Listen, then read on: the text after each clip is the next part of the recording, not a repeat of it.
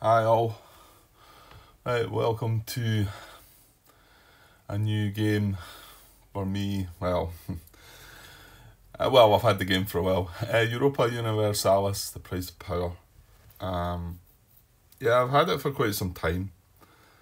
I did have it set up before, and it was set up for a reasonable amount of time, but clearly not enough time.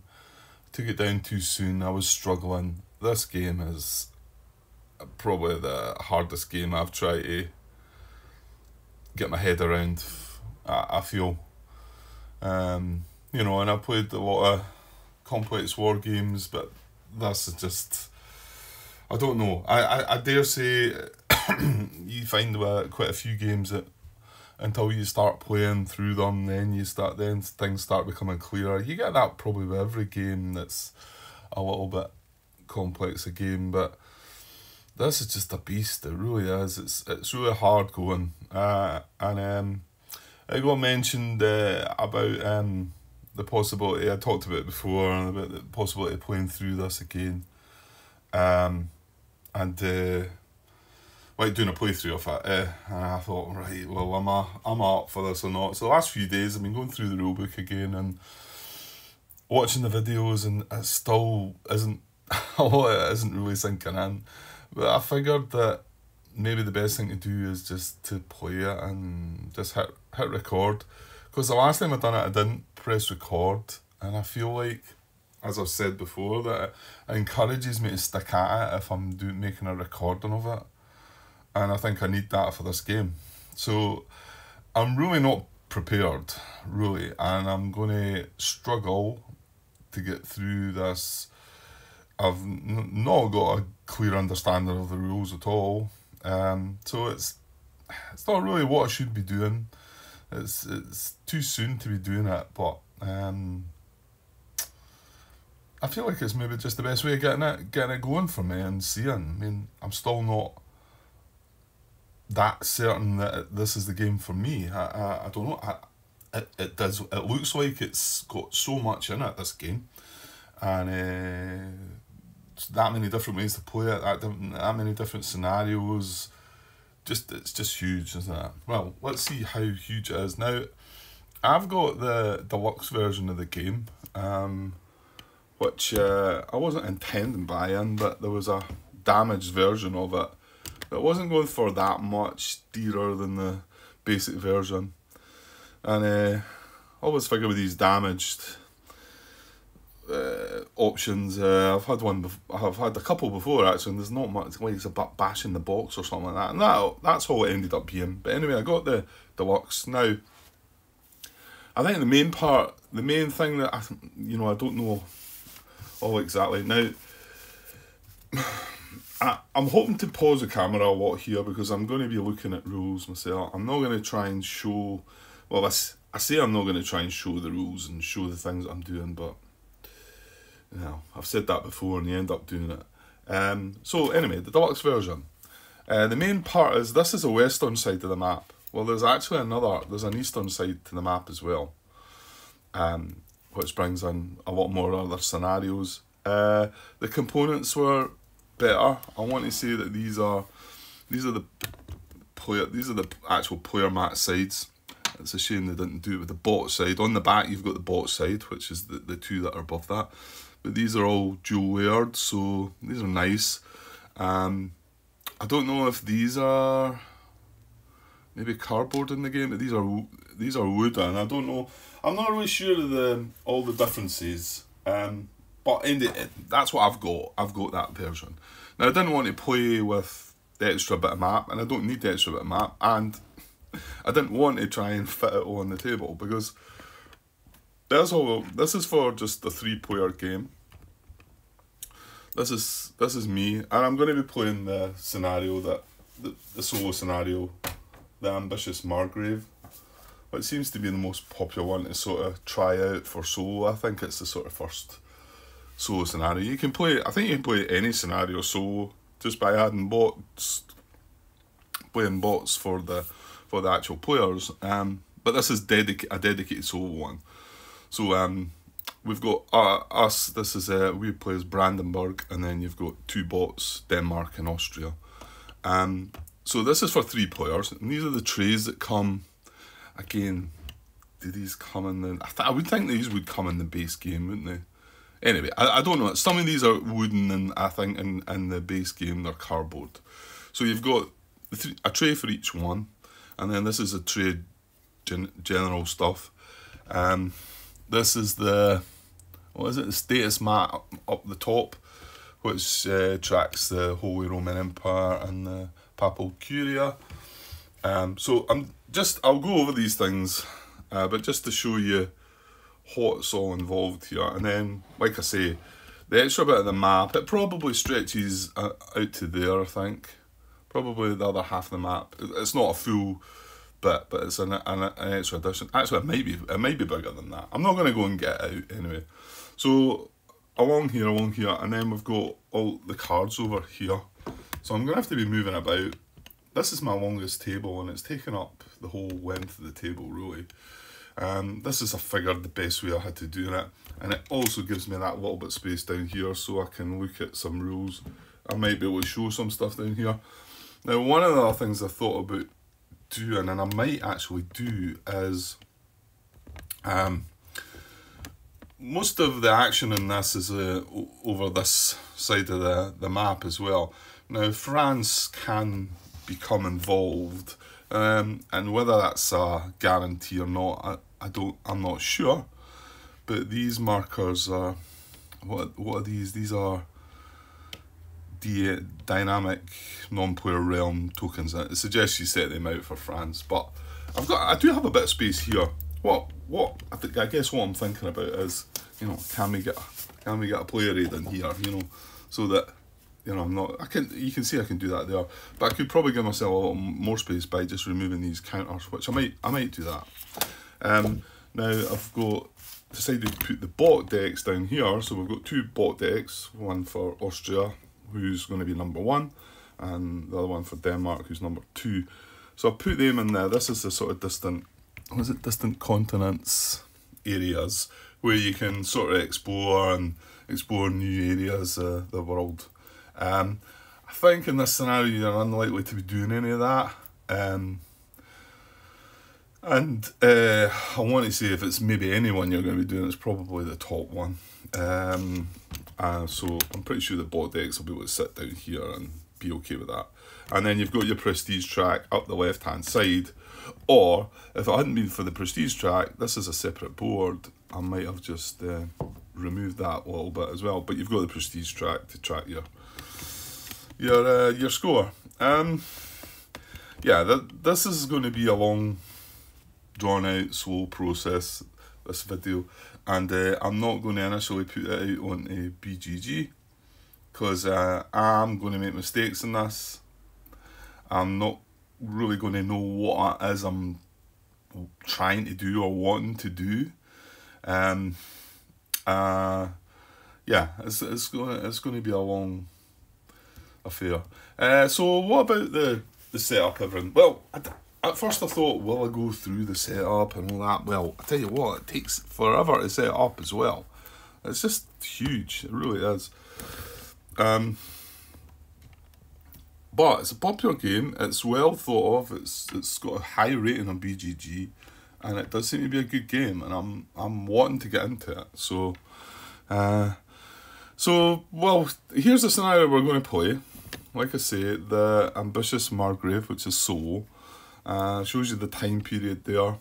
I won't go through all of this, but let's just go through it briefly, hopefully. So we're time period 1444 to 1728, ages 1, 2 and 3, and its number of players 1 plus 2 bots, like I said. Player realms in clockwise order. Brandenburg are blue, that's me as a player, so we are first. The 2 bots, Austria are white, and then Denmark's red. And the first player, round 1, is Brandenburg. Number of rounds is 12. So I thought about that. There was one that's 8 turns, and I thought about trying to turn that into a solo, but it wasn't a dedicated solo scenario, so I figured it was still better probably just doing this one. So will we have a look at the introduction? Yeah, because I actually kind of need to go through this. I'm guessing if you're going to watch some of this video footage back, you're going to be wanting to fast forward at times, and it's going to be long. It's going to be long and drawn out. You know, most of my all of my videos are anyway, but I think this one's going to be even worse. So Brandenburg is a small realm with a lot of potential.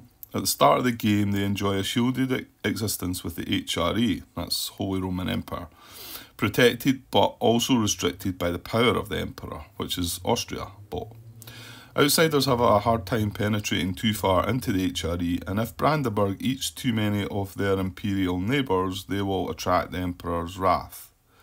Okay, thus their development and expansion have to be carefully planned to avoid facing too early, potentially fatal confrontations.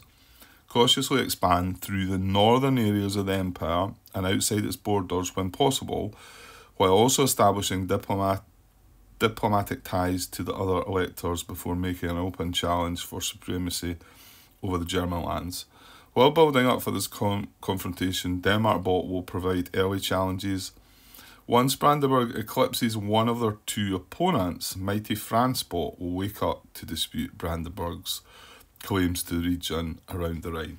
Right, so I should be trying to take a bit of that in, because that is trying to tell you, give you an idea of what you should be trying to do. I won't read there's a historical background there about how it all went down, and we'll just move on from that. I'll let you just read that yourself if you're interested. Right, so setup instructions. You set up the game as described on page 6, and it's just huge to try and set up, really. I'll go over a few things without going through the actual individual setups, but this is for this scenario. We need to look at a couple of things.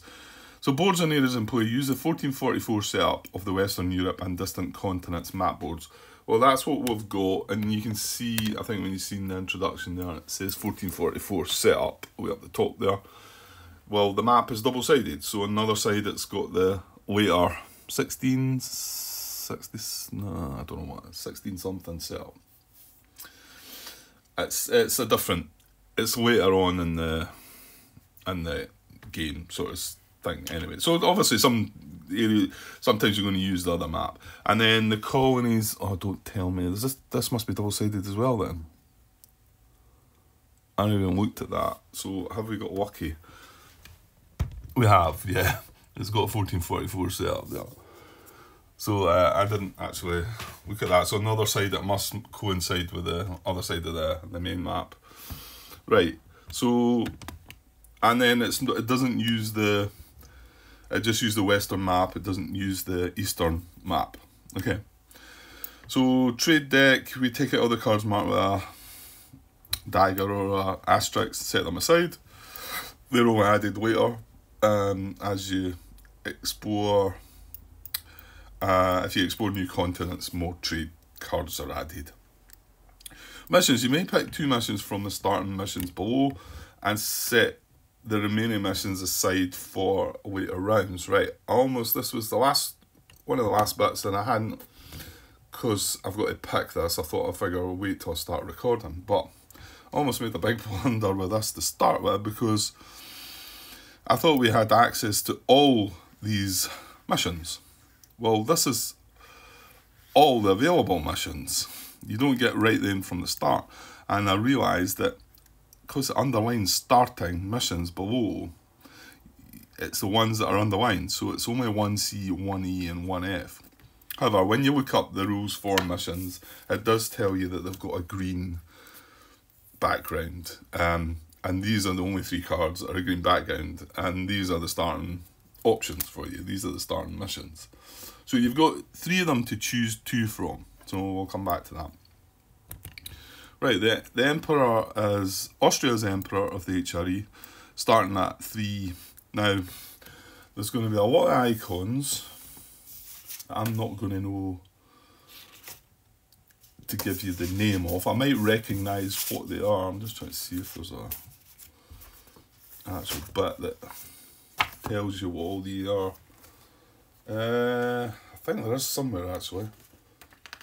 hang on. Yeah, it's actually just the inside page of the rule book has got iconography and abbreviations. My guess is there might be some more useful stuff in BGG maybe to print out for this. One of the videos I was watching back for, he was saying that somebody set up a sequence of play, not so much at the beginning, I think the end phases of the turn of the round, that involve the bot as well, like a solo sequence of play, which might be useful. So what is that icon? It is, there's that many of them as well. Imperial Authority, there we go. So starting at +3 Imperial Authority, and thus they have +3 manpower, I want to say. Yeah, manpower, and +3 tax income. So because of the whole Roman Empire, they get quite a bit of a boost to start with. And then you've got the Papal Curia. Austria controls Papal Curia, 1 slot. Actually, what do they call that? Cardinal. And it's a cube. So Austria controls Cardinal 1, Brandenburg Cardinal 2, and Denmark Cardinal 3. Right, and we'll look at that as well. Extra non-player realm manpower. Place for +1 manpower tokens.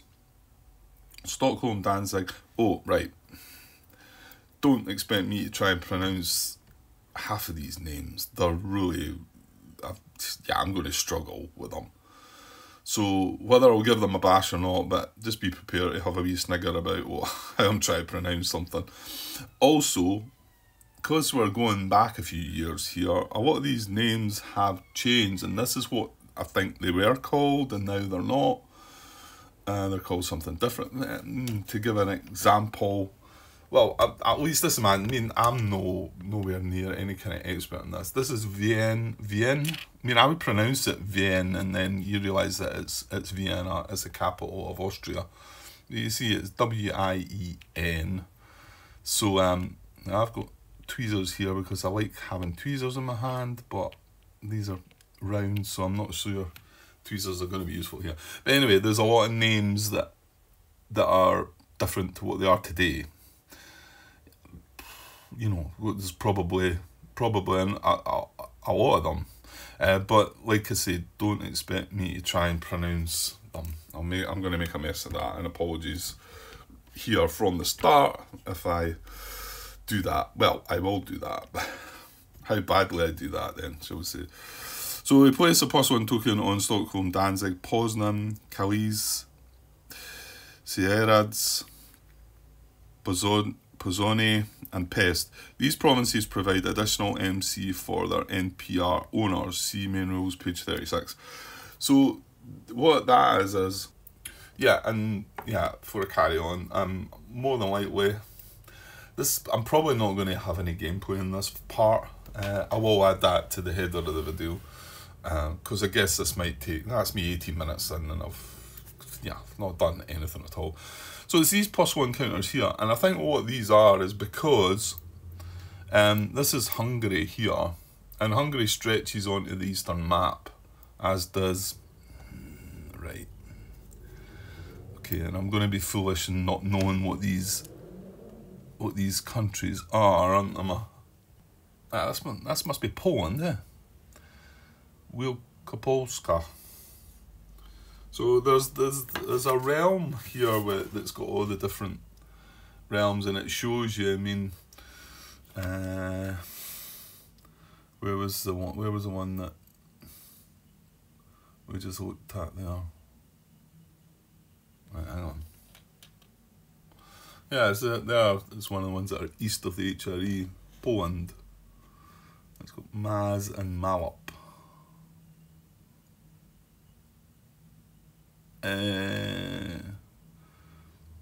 But hang on, I mean, that name should be in here somewhere, shouldn't it?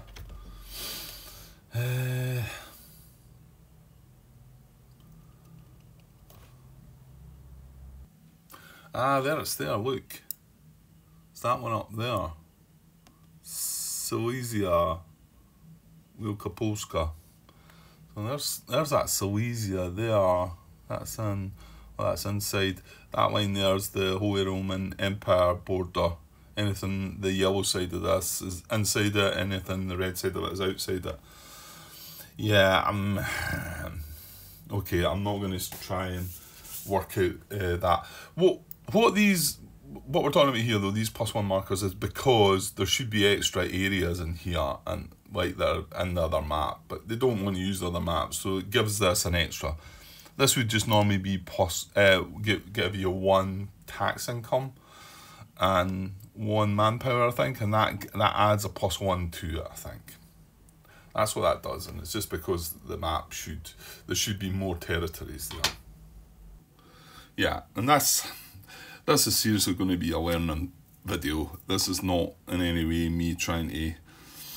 The only thing I don't want to do is put videos out there that are like, you know, really making a mess of the game. So I'm going to try my best. I'm going to take it slow and whatever. And the best thing to do would be to do the first video, watch it back, and before I start the second video, then put it out there, you know, so that I can get some comments and what I'm getting wrong, because I am going to get things wrong. So anyway, dynamic NPRs, which is dynamic non-player realms.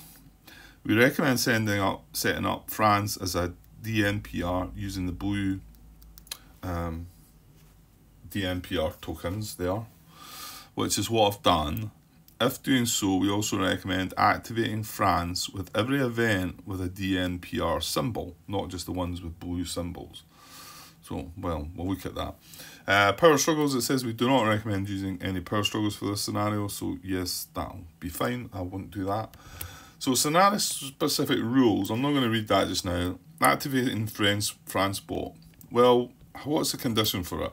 At the end of a round, if Brandenburg has eclipsed either of their 2 rivals, Denmark bot or Austria bot, either by fully annexing one of them or attaining a higher tax income than one of them during phase 4, France bot will be activated.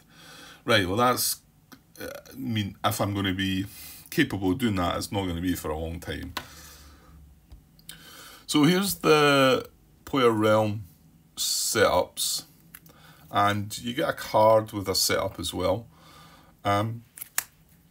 So this basically holds the same information, apart from, yeah, which I almost got caught out a bit again, as this is because we're playing solo and there is some slight differences. You can see that Jutland's been scored out there though.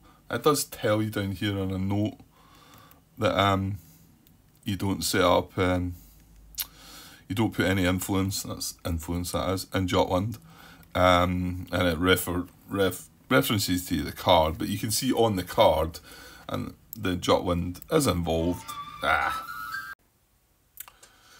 Right, I ended up on pause there for quite some bit, and then it was even longer than I thought, and my phone died.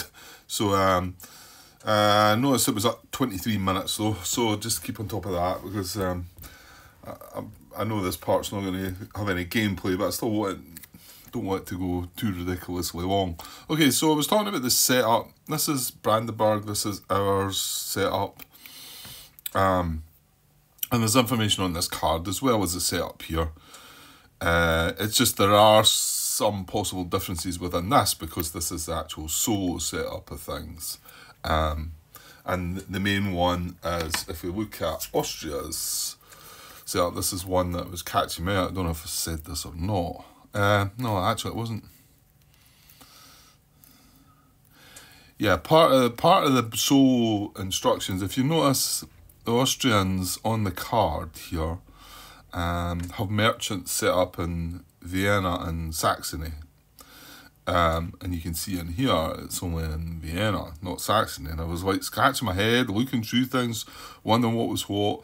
However, the solo bot, it only uses the first merchant slot, so it doesn't consider the second one. So that is correct there.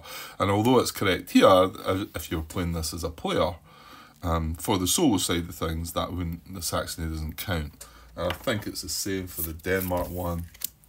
Because it's just got Lübeck, whereas it's got Lübeck and North Sea there, so that's what you would normally get as a player. But anyway, going back to the setup then. So Brandenburg sets up, these are normal towns, and you can see the L there for that town for Austria. That's a large, so it's got L after that. I don't know if these are spelled out anywhere throughout, but they may well be. But I came to that assumption, and you can see that Vienna being, it's well, it is a large town, so that's the thing. And then so anyway, Brandenburg's got Berlin, Potsdam, Altmark, and then it's got influences in all these areas, and you can see, like I say, Jutland's scored out, whereas it's shown on the card. State of origin's Catholic, as are all three. Now, so we get merchants in Saxony and Vienna, and then we've got our Army 1, which is in Brandenburg, and it consists of 1 infantry unit. So let's have a glance at that. Now, we're the blue pieces on the map, so and, you know, as for knowing what all these things are and what they do and whatever, I'm sketchy on a lot of things. This is not a place to come and learn how to play this game. I want to try and do a little playthrough of it to get a grasp of it myself, without making too many mistakes, hopefully, and hopefully that might help people as well. I mean, I'm not going to try and teach you the game, though, for instance. No, I'm not trying to do that, because I'm just trying to teach myself the game, really. But so yeah, a lot of terms and what things actually mean and that I'm going to struggle with. So anyway, so these are our 3 towns. This is Brandenburg. This is our area. This is our army here. We'll come and look at the map of our player mats as well. Player mats, probably. So they're the 3 towns that we can have, and these are all small towns. And you can see they've got the crest of our faction. Well, what is it? What would you class yourself as? It said Brandenburg is a small realm, so I mean, yeah, I mean, whatever you want, whatever we're actually called. So Berlin, Potsdam, Altmark, and Brandenburg. That's the 3 provinces that we have, and these are 3 towns that 3 small towns. The little blue cubes round about the area, they're all the influence. We need them to be able to do things. And these are our 2 merchants. This one's in Saxony, and this one's in Vienna, beside the Austrian merchant as well. So yeah, that's all it for our side of that. And just looking down at our player mat then to show some of the things that are linked to that. Well, that's available. Right, there is our army in there. It's Army 1, and you'll see it's got the wee description of the wee army marker, and that is this guy here, because you actually get 3 of them. And I found something rather odd, and that I just noticed. But there's our he was in there. He's Army 1, and this one's Army 2, so this must be Army 3. But this map only has a space for 2 armies on it. But you can see how way up the top there's space for Army 3, and also for our fleets, if we have any, up there. I don't know, I was looking at the setup. I mean, I think you could have both of them in play. I'm guessing I could have that mat side by side with us. Whether I'm going to need it in this scenario or not, probably not. Because I think we can still have ships on the map, but we don't need that fleet display, I think. I think that's how it works. Anyway, that's our army of 1 infantry. Now, we will be able to build on that.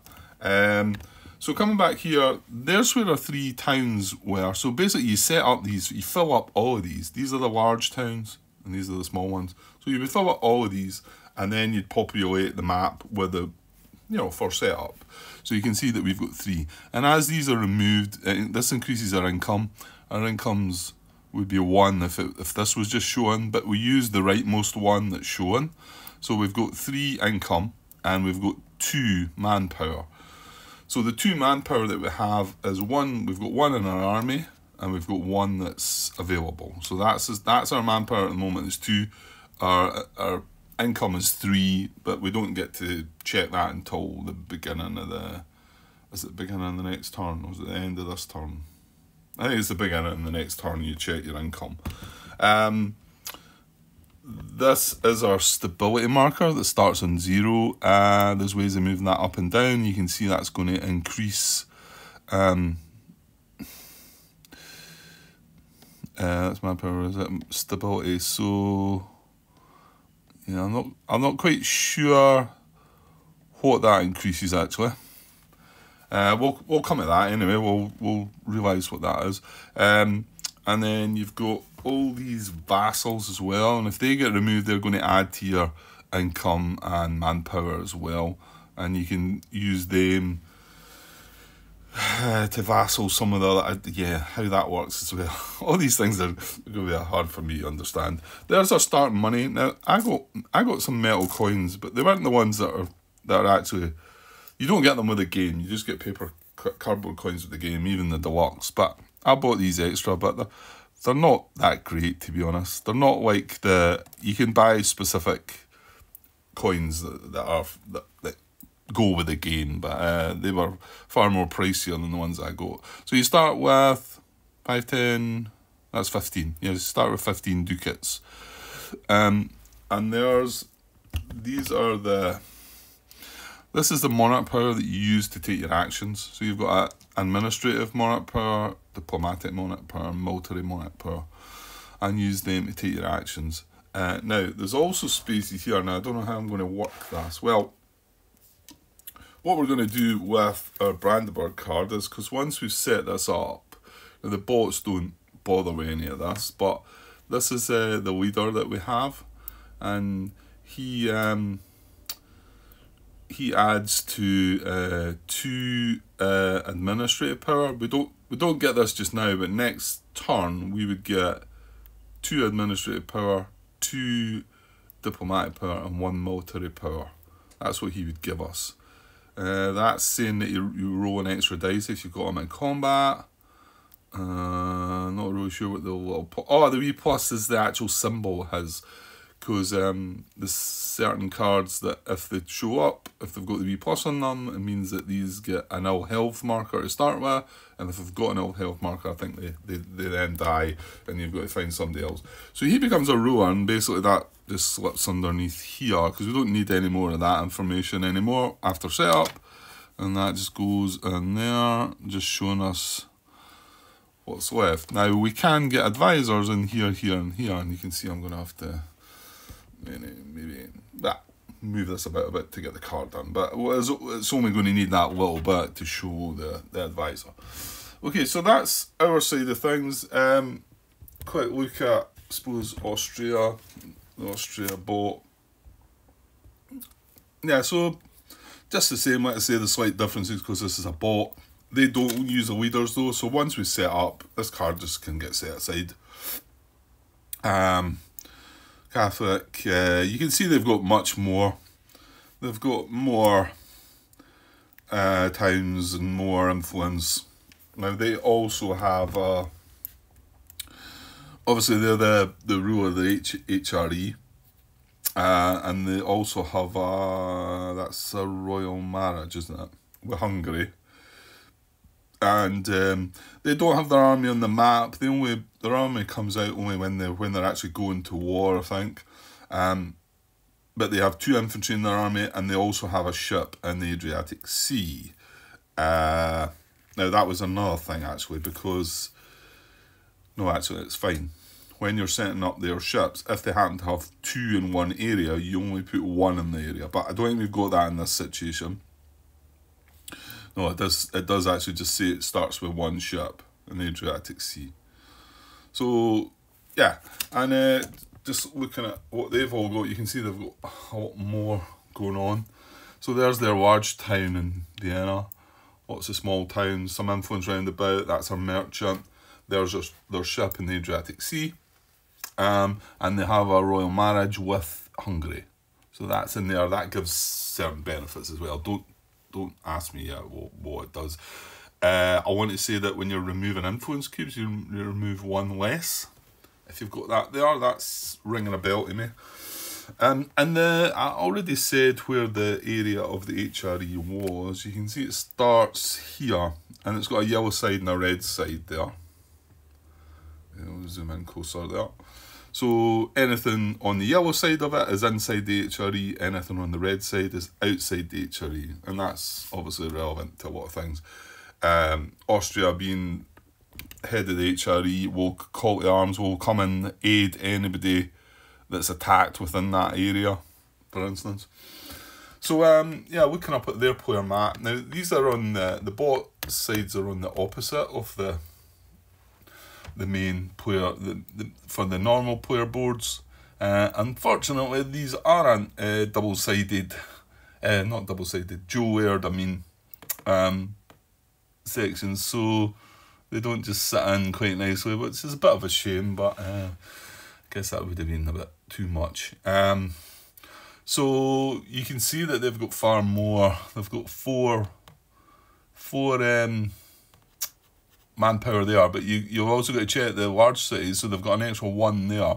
So you check this one and this one, you add them both up. So they've got 5 manpower, although it looks a lot more, and that was one that I was also scratching my head about, but being head of the HRE gives them an extra 3.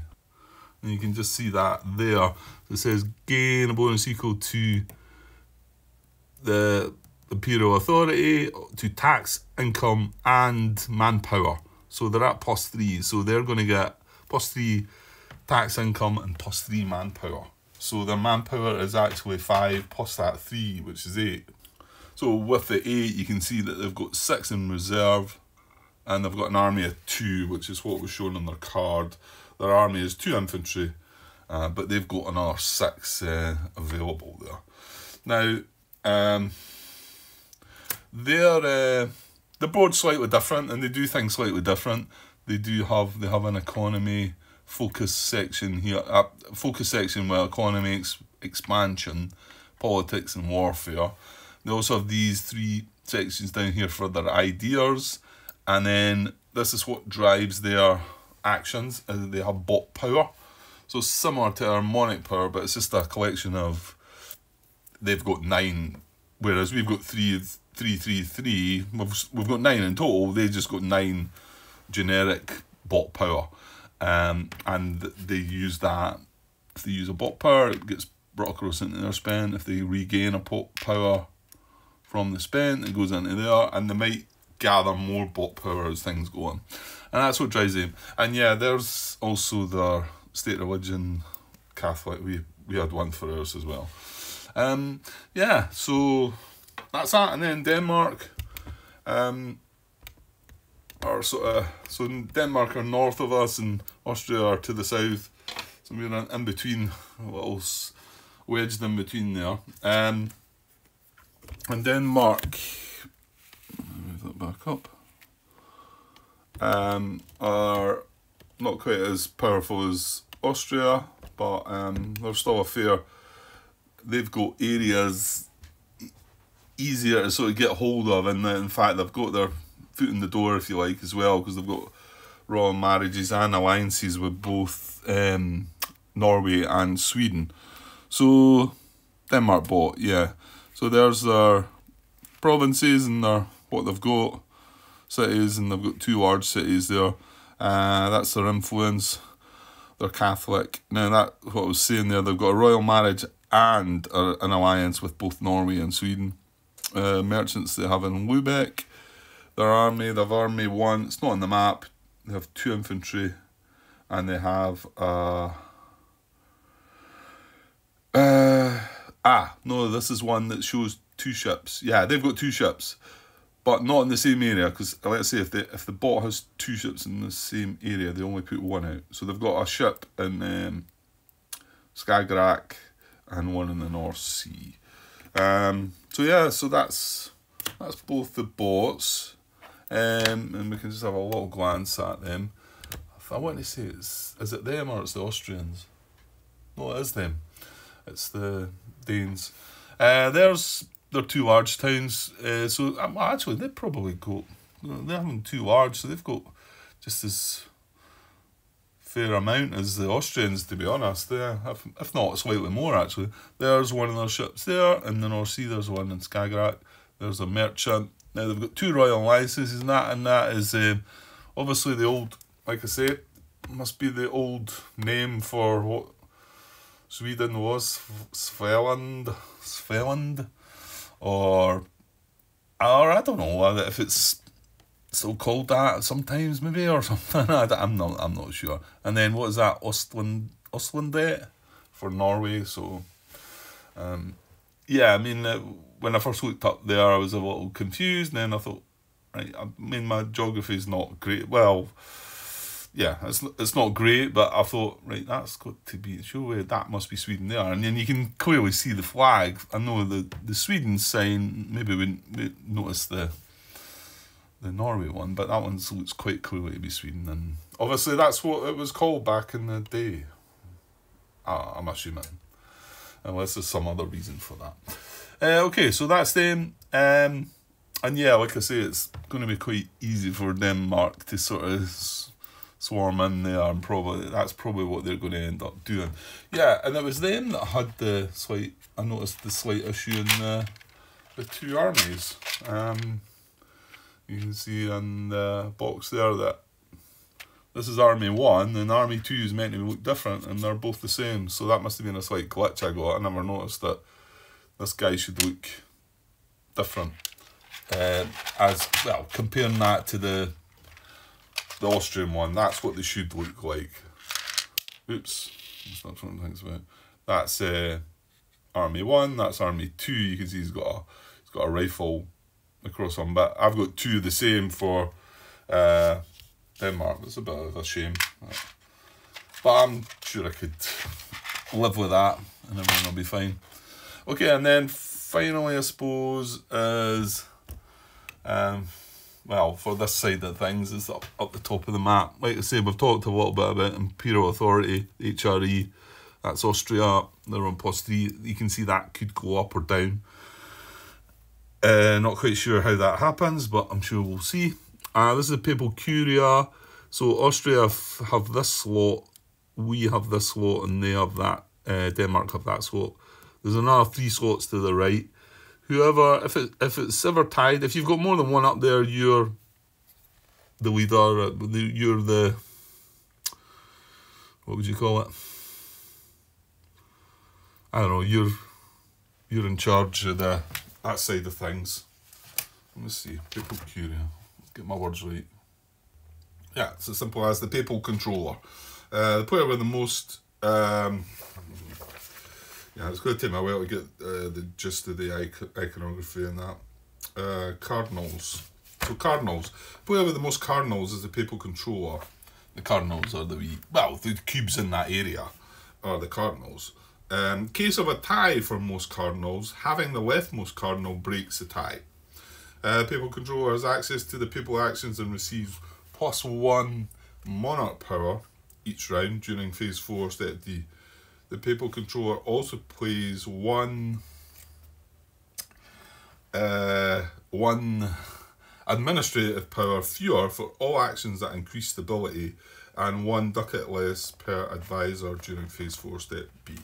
Right, but I didn't really want to go into all that, but I suppose I carried on reading there. So you can see that the Papal Controller at the moment is Austria, because we've each got the same amount in there, same amount of cardinals, and he's got the leftmost slot. This one here is if you've got Roma. I think that gives you an extra one. I don't think that counts as the leftmost. Well, maybe it does. I'm not sure. I need to look at that. And then finally up here, we've got 3. This is the round status. So Brandenburg is the top one because they're going first, and that's a round order at the moment. Then Austria, then Denmark. So you've got to take an event throughout the round, and once you take an event, you move into that box, and then once you pass, you move into this box at the end. I know it's a bit, well, you can see that, it's a way up the top there. And whoever moves into that box first is then first for the next round. Unless you were first this round, then it's the second person to move in or something like that. Okay, so that's everything on that side of things, and I've got all the trays, everything that's needed. I've got my beer there as well, because I'm going to need that. Yeah, and there's a generic sort of token, lots of different tokens, all the rest of the money, and these are mercenaries? No, is that the right word? These are infantry units used in a different sort of... Well, we'll come to it. They're the allied units. So when you get them, if one of your allies comes to help aid you in war, you use the black ones, I think. But we'll work out all that.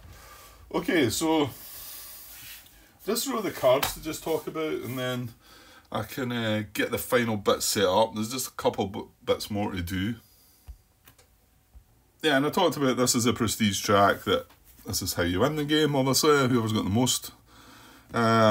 Prestige at the end. This is 12 round game, so who's got the most at the end wins. I think it's as straightforward as that. And yeah, just while passing, well, I'm talking about going into cards anyway. We've got the bot decks. I've just set them out here. I've left a little space at the top there, because some of the cards don't go in a discard pile. They get removed, so I remember. So we'll leave a space for that. Now, you might notice there was a few bot cards up the top right of the table there, because when you set the bots up, is that in here? No, it's in the solo bot rules, which I will show a little bit about. Yeah, we might as well just have a little look at this. No, it's not in here actually. It's in the scenarios, but isn't it? Right, hang on. Yeah, this is actually in the scenario. In fact, it was a page over from where it was at, actually. So this is in the scenario booklet, and these are all the targeting charts for the bots. Depending on, you can play any realm as a bot. You can see it goes right through. There's England bot. There's obviously another page here which has got France bot on it. And then we've got Portugal, Aragon, and there's Brandenburg. The other one's in, I think Denmark's on the back of this. But there's also Scenario 2 booklet, so whether it's got other bots in it as well, I think. So if the bot comes down to wanting to target something military-wise, then we look at this, we roll a dice, we find out what it is. And then if it's targeting diplomatically, it would use this. Now right down the bottom there, it says you remove the following cards from the bot deck. So for age 1, you can see that for the Austria bot, for age 1, we've removed cards 3, 10, 11 and 12. So they're set aside. Now come age 2, we'll need to shuffle them back up and we'll remove these cards instead. And then same for age 3. And Denmark bot's got something similar, but there'll be different cards that'll be removed. I want to say there's 24 cards in the bot deck, so that 4 removal will make it 20. I think Denmark bot's on the back here. And so you see it removes 4 cards as well, so they're both have 20 cards in their deck. So that's the decks there, and we'll get around to seeing them soon. Right, so for all the cards, I'll shimmy myself along here a bit. We've got these are the trade cards. There's some of them not added to the deck that could get added if you discover new worlds, and if we go there. I very much doubt that we're going to, in this scenario doesn't really lend itself to being something you want to do and that, but I don't know, might be wrong, we might see some of that. And then you've got the 3 sets of action decks.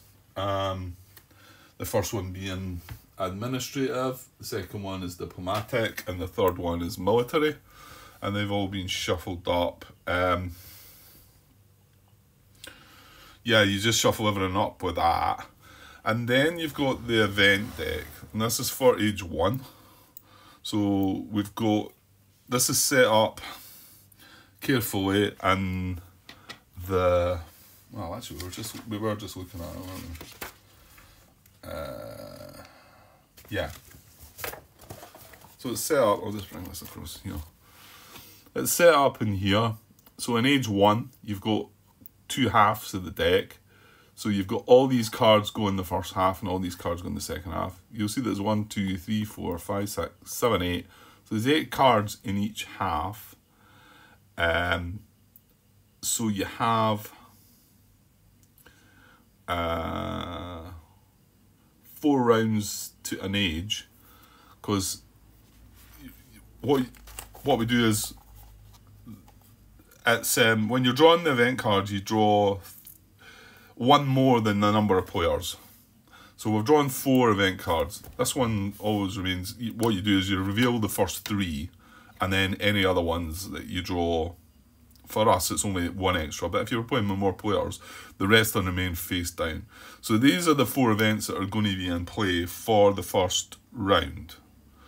So that's 4 cards, and like we said, we've got 8 cards in the first half of the first stage, and then 8 cards in the second half. So we're going to have 4 rounds in the first age, 2 of which are going to include this first half, and then 2 of which are going to include the second half. So oh, and there was another. I was going to do this at first, and I chose not to in the end. I think the time when I was playing it myself, I did. There's an option there to use the Scandinavian events. So it says, with the Deluxe Edition or Fate of Empires expansion, this scenario may be played using Scandinavian events, and then you use the Kalmar bot instead of Denmark bot. I was going to do that at first because I've got this, and then I thought, well, others might not have this and still want to watch it. So that means I'm not decided to use that. So we are just using the Denmark bot, and we're not using the Scandinavian events. So they were different optional cards that you could add. So yeah, so this is events, and throughout this first round, each one of us 3 have got to pick one of these 4 events, and then the other event just goes away. However, it goes away, but it also gets checked. The stuff at the bottom gets checked, I think. And each one of these, a lot of them will have an A and a B situation. Now, some of them will be related to your actual faction. The only one we've got there is this one, the Hungarian Throne, that's Austrian, isn't it? Yeah, that's the Austrian flag, or emblem, should it be. So that's the only one that we can see at the moment. Within the first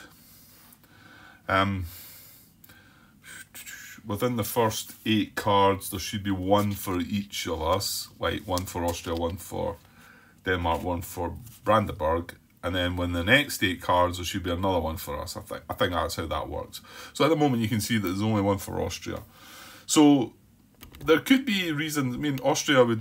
The thing is, Austria is the bot, so it's, you know, it's going to do some of these things differently. The usual, the bot sort of cuts corners, cheats a little bit, and yeah, is quite tough to beat usually in these games. Yeah, this solar system is by David Turksey, isn't it? The guy that seems to do an awful lot of all these solar rules. Hopefully I've got that right. Not seen his name anywhere here. I'm sure it's on the box though, but oh, maybe just inside. No. Anyway, I'm pretty sure it's him. Alright, hang on. Game design, solo mode design. There, David Turksey. Yeah, and yeah, so shout out the games designer, I suppose. Although the name's going to be a struggle. Ivan Vetlison. Ivan Vetlison. And the game is by who does the game then, Grant? Oh, Aegir Games. Aegir Games. I think that's who it is. Okay, yeah, so going back to, so there's only 1 event for the actual I'm losing my words here. Try to find the right words and not getting them. Yeah, well, player realm works. So that's the only card that we've got for the 3 player realms that are involved at the moment. Now, however, that's the reason this one's kept down, because until one of these is played, this is going to be unknown. Once one of these is played, then we're going to turn this over and see. So, and you're only allowed to pick one event per turn. You've got to pick one event per turn, per round as well. So you have to do it. And you can see that each one of these has an A and a B. I want to say some of them maybe don't have an A and a B, but I could be wrong. Maybe they all do.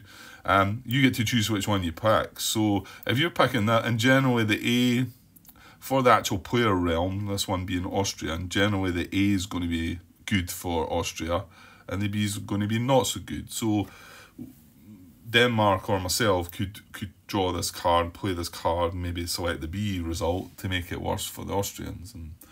But our card's not there, so there's no mad rush for us to think, oh right, but we better grab our one first before somebody else, one of the bots, grabs it and messes us about a bit. So that's the events, and once these events have all been went through, then we would move on to the next stage. I'm sure there's a process with that, but I've not got around to getting there with that yet. Right, and then all the little cards up the top here. So we've got, these are our ideas. So these three are always the same because they've got the green there, the starting ones, and then you shuffle up all the rest, and so these 6 are going to be random from administrative, diplomatic, military. Now these all, the cost is the top left. That's a cost that costs you 5 military power to actually get that. So it's quite a lot when you only start with 3 of each, so you can see that it's tricky to get some of these. These are victory point awards at the top right, and then generally there's some stuff in the middle that is obviously beneficial to you. So we want to study them and see which might be good to try and go for. But that's maybe not, I mean, yes, they're good to try and get. It's kind of tough to get. I think I want to say there's an event card that you can get that reduces the cost of this to just 2. Or, the cost to 2, and making it more, achievable and early in the game anyway. So I think you need to look for one of them to get that going. So they're all things that you can get. And then these are the milestones. These are the decks of milestones. I've got them slightly different. So you've got expansion, politics, warfare, economic. And these were the 4 that I drew. These were just randomly shuffled up. Now, these are important to look at and see where you want to go with where you want to. I want to look at these before I start playing, and that might just make my decision on maybe what I do. So if we reach the milestone first, it's like a lot of games with milestones. If you get there first, you get the best score. So you get 5 points if you get there first, 3 points if you're second, first, 1 point if you were third, and I'm guessing if it was any more than 3 players, they wouldn't score, but they would still. You could still get the idea, I think. Oh no, you can't, can you? No, because these ones to get this, to achieve this, you need to have +2. What is that, stability or higher? So if we can move our stability up by +2, we automatically get this, and if we were first, we would get 5 points. We would also get +2 administrative power. Yeah, got that one right, I think. Yeah. I'll start getting used to them. You can see that's +5. Ooh, that could just be ducats, I think. That one's +2 military power, and that's +2 diplomacy, I think. I think so. I'm not sure if, let's just say there was 4 players and the 3 players had already scored 1, 2, 3, and then the 4th player got their stability +2 or higher, whether when they reached that they would still score this +2 administrative power. Not sure of that one. Need to look that one up. But obviously you're wanting to get these if you can. I mean, some of them are going to be tougher than others to reach. So then we've got our missions. These are our missions. This is a Brandenburg specific mission that you get as a starter, and these 2 are just generic. These are the 3 starting missions that you get. So you've got to pick 2 of these, and the other one gets set aside. The other one is still available to you. However, I think it's at the beginning of the turn is when you would decide if you wanted to switch a mission out to bring another one in. However, let's just say we picked these 2 missions, and let's just say throughout the round we conquer this mission. Now, once we achieve this mission, this is where I was getting muddled up with I had all the cards involved.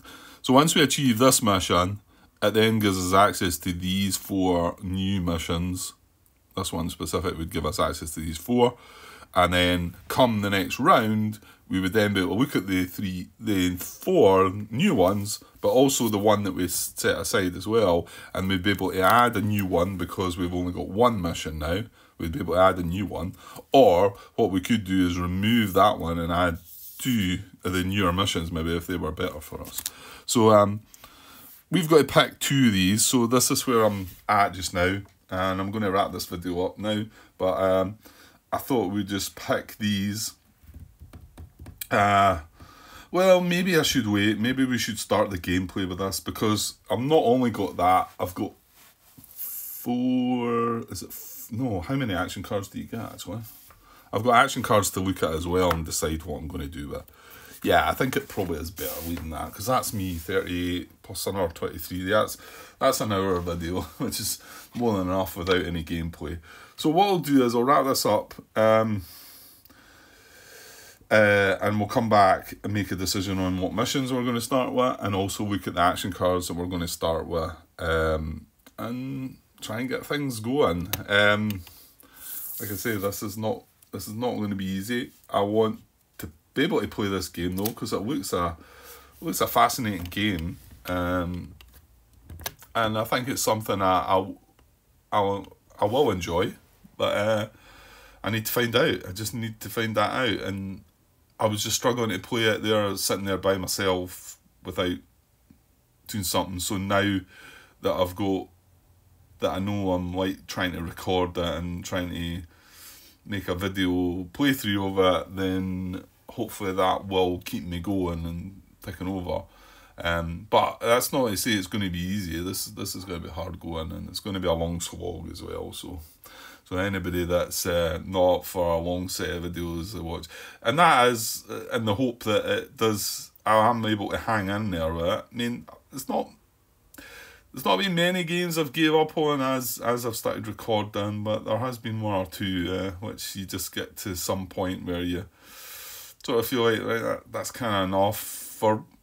It could be for lots of different reasons, to be honest. Not just because you maybe don't like the game, or you're just struggling with the rules side of it. I mean, Empire of the Sun, I stopped playing, and don't get me wrong, it looks an amazing game, but it's an amazing 2-player game. I wasn't able to cope with the bot. I struggled. I'd like to go and revisit again if I can keep my head going down the play two-handed in these 2-player games, or maybe mix it up a bit and use a bit of both. I think I said that, but anyway, I'll stop going on for now, and we'll get back to some of this gameplay. I'm terrified of it. This game's terrifying me. It really is. To be honest, the bot side of it, I don't mind. I'm going to draw a bot card. We're going to look through some. You go through flowcharts for it. That side of it, I'm fine about. I'm feeling good about it. It's just me trying to work my way through it, and also the rules involved, I mean, I could follow the bot. If the bot has got to do this, I can find the rules that I need. When I'm going to make a decision to try and do something myself, that's when it's going to be tricky. But yeah, I mean, what is it you're wanting to try and do? Well, I think you want to expand, basically, Grant. I think that's what you need to do. I'm going to read that little bit of text at the beginning, the wee introduction, just before I hit record again for the next part, hopefully. just to sort of give myself an idea of what we need to do. But you clearly need to expand. I mean, we've only got 2 manpower, a tax income of 3. It's, you know, we need to expand in these other areas and try and gain some, get some more towns out so we've got more manpower, more income. It seems pretty straightforward, that side of it. I don't really feel like I want to just jump out and start like going, you know, going up, declaring war on other nations. I think that's kind of silly because we've not got the manpower for that. But I suppose there's the worry that Denmark might declare war on us. I don't think Austria will, because we are part of the Holy Roman Empire. We're inside the Holy Roman Empire, so I want to say Austria is an ally to us, isn't it? We are, in fact, if Denmark do declare war on us, they'll call to arms. They'll come to our call to arms, won't they? So yeah. Anyway, okay, right, I better stop for now, or the video will start getting a bit too long, and I'll be back with some gameplay, hopefully sometime soon. Okay, cheers.